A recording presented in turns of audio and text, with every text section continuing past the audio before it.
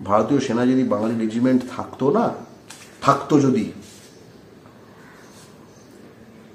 12 লাখ হিন্দু বাঙালিকে বেনাগরিক করার সাহস পেত ভারত সরকার? পারতো? ঠিক আছে, ভারতীয় সেনায় বাঙালি রেজিমেন্ট চাই আমরা। আই লাভ ইন্ডিয়ান আর্মি করবে বাঙালি ছেলেরা, এইটুকু তো ভালোই, আই লাভ ইন্ডিয়ান আর্মি। কিন্তু এটা তো আইপিএল এর মতো হয়ে গেলে হবে না যে তোমার নামে খেলছে বিহার রেজিমেন্টের হেডকোয়ার্টার বাংলায়, ঠিক আছে, কে আর একখানা কিছু বাইরে থেকে লোক এরা তোমার নামের একটা দিয়ে খেলছে, তুমি সেখানে তুই কে আর আমি তাই, তুই কে কারের নাম বললে আমি এই করে দেবো। ভাই কতদিন দর্শক হয়ে থাকবে? মাঠেও তো খেলতে হবে, কারণ তোমার পয়সায় মাঠটা চলে, তোমার পয়সায় ব্যাট কেনা, তোমার পয়সায় জার্সি কেনা, তোমার পয়সায় ওই কি মেয়েগুলো নাচে ওগুলো নিয়ে ওইগুলো কেনা, ঠিক আছে, তোমার পয়সায় গ্যালারি তৈরি হয়েছে, তোমার পয়সায় ফ্ল্যাট লাইট আছে, তোমার তুমি পয়সা দিয়ে সম্প্রচার হচ্ছে তোমার পয়সায়। আর তুমি শুধু তালিমারা পাবলিক। হ্যাঁ, তুমি যদি শুধু তালিমারা পাবলিক হও তাহলে ভাবো পৃথিবীতে কারা শুধু তালিমারা পাবলিক। পৃথিবীর সকল জাতি কিন্তু ওই শুধু তালিমারা পাবলিক জাতিকে ওই তালিমারাই মনে করে। তুমি কি তালিমারা জাতি?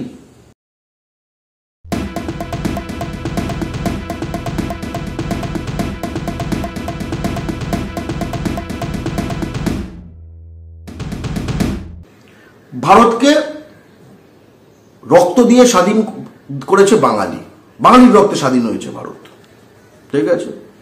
এবং তখন আমরা ব্রিটিশদের আন্ডারে কাজ করা যে হিন্দুস্তানি তাদের গুলি মেরেছে। মঙ্গল পাণ্ডে সে কি করত? ওর ওই গরু শুয়োরের চর্বির প্রবলেম হওয়ার আগের দিন অব্দি মাইনে পেত কার ওপর গুলি চালানোর জন্য, কোনো সমস্যা হয়নি তখন, তাই না? Cash is king. তখন তার মনে হয় যে পরকাল ঝরঝরে হয়ে যাবে ফ্যাট এইটা খেয়ে নিলে, সে পরকাল বাঁচাতে, ঠিক আছে, ইহকালে কিন্তু বাঙালিদের বুকে ফাটাং চালিয়েছে, ব্রিটিশদের থেকে পয়সা নিয়েছে, কোনো সমস্যা হয়নি। গোর্খা রেজিমেন্ট কত অত্যাচার চালিয়েছে ব্রিটিশদের গোর্খা রেজিমেন্ট, ঠিক আছে।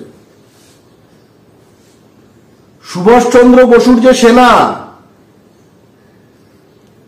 তাদের বিরুদ্ধে লড়তে যাদের পাঠানো হয়েছিল ব্রিটিশরা, আমি কিন্তু ব্রিটিশ টাইমে বলছি ভাই, ফাঁকে ধরতে পারবে না, ঠিক আছে, ব্রিটিশ টাইমে বলছি।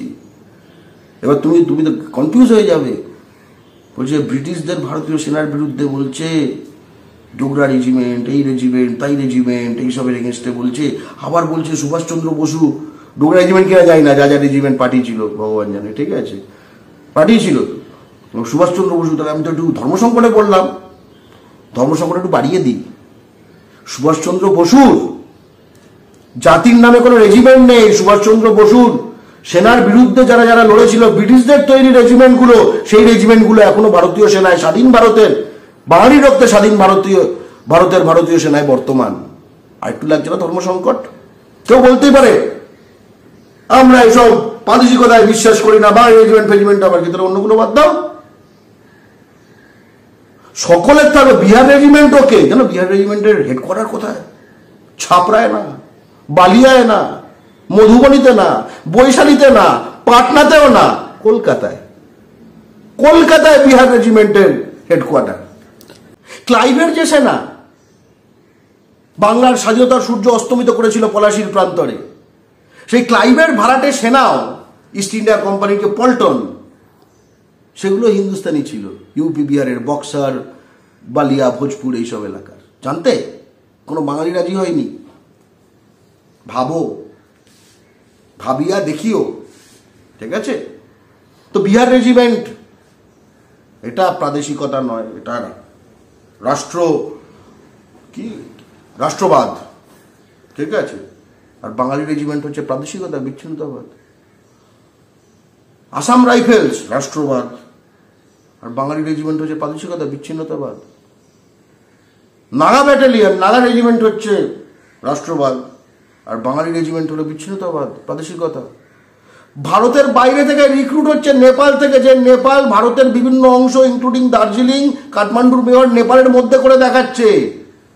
সেই নেপাল থেকে লোক এনে গোর্খা রেজিমেন্ট রাষ্ট্রবাদ, সুভাষের জাতির নিজের রেজিমেন্ট বিচ্ছিন্নতাবাদ, বাঙালি রেজিমেন্ট বিচ্ছিন্নতাবাদ, জাট রেজিমেন্ট রাষ্ট্রবাদ, বাহাজুদ্দিনের জাতি তার জন্য বাঙালি রেজিমেন্ট ভারতীয় সেনায়, সেটা বিচ্ছিন্নতাবাদ।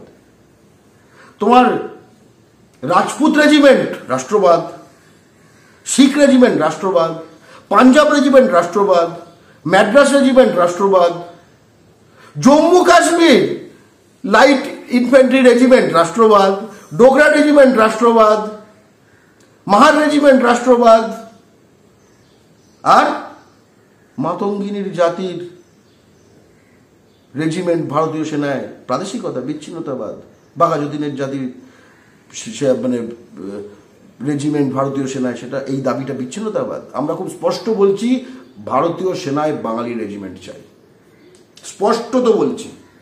আর সঙ্গে আরেকটা কথা বলছি, ভারতীয় সেনা যদি বাঙালি রেজিমেন্ট থাকতো যদি 12 লাখ হিন্দু বাঙালিকে বেনাগরিক করার সাহস পেত ভারত সরকার? পারত? কথাগুলো খুব গুরুত্বপূর্ণ। আর বাঙালি রেজিমেন্ট কি কখনো ছিল না? হ্যাঁ ছিল। কলেজ স্কোয়ারে কলকাতায় চলে যাও, দেখবে বাঙালি হিন্দু, বাঙালি মুসলমান বিভিন্ন জেলার তাদের যে কলাম আছে, একখানা স্মৃতিসৌধ, শহীদ যারা হয়েছে বাঙালি রেজিমেন্টের, তারপরে একদম অ্যাবলিশ। ঠিক আছে, ভারতীয় সেনায় বাঙালি রেজিমেন্ট চাই।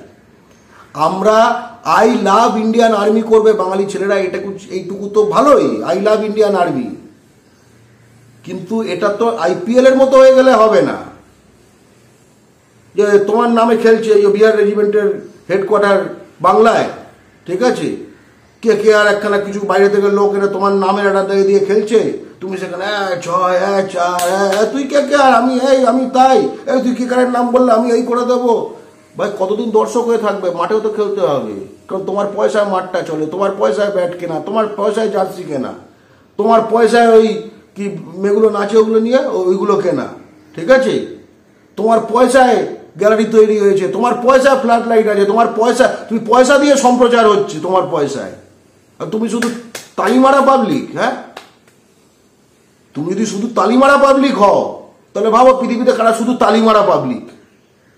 পৃথিবীর সকল জাতি কিন্তু ওই শুধু তালিমারা পাবলিক জাতিকে ওই তালিমারাই মনে করে। তুমি তালিমারা জাতি নাকি তুমি একখানা বলিষ্ঠ জাতি? তোমার জাতির কি পুরুষকার আছে? তোমার জাতির পুরুষকার থাকলে বাঙালি রেজিমেন্টের দাবিতে সোচ্চার হও, খুব স্পষ্ট কথা। এবং যারা এই দাবি এতদিন করেনি, নেহরু থেকে মোদি, এদেরও চরিত্র বুঝে নাও। ব্রিটিশদের চরিত্র তো নতুন করে বলার কিছু নেই, কিন্তু এদেরও চরিত্র বুঝে নাও। এরাও বাঙালিকে কি চোখে দেখে। তাই এবং স্পষ্টত আমরা কিন্তু ইন্ডিয়া জোটের সরকার চাই। কেন? হয়তো হবে না, আমি মোস্ট লাইকলি আমার মনে হচ্ছে হবে না, কারণ ইভিএম ফিভিএম এই করে জালি ফালি করে যেটা করছে ওইসব দেখাচ্ছে, জনসমর্থন হু হু করে হচ্ছে সব। শোনো, লাস্ট অব্দি সংখ্যায় ম্যানিপুলেট করলে আর কি জনসমর্থন দিয়ে কি হবে, কিন্তু তবু আশা রাখি, আশায় মরে চাষা, ঠিক আছে, আশায় মাঝে চাষা। তো এবার কথাটা হচ্ছে যে যদি একটা সরকার হতে পারে কোয়ালিশন সরকার, যেখানে বাংলা থেকে এমপিগুলো একটা গুরুত্বপূর্ণ ভূমিকা পালন করবে, ব্ল্যাকমেল করে হোক যে করে হোক বাংলার এই দাবিগুলি আদায় করতে হবে। কিভাবে আদায় করতে হবে তোমার ব্যাপার, আর তুমি যদি সেটা না জানো তার জায়গায় বাংলা পক্ষ লোকেদের পাঠিয়ে দাও, তারা আদায় করে নেবে, ঠিক আছে। আপনারা দেখছেন আওয়াজ, রোজকারের হক কথা। ফর মোর আপডেটস অ্যাবাউট আওয়াজ, please subscribe our YouTube channel.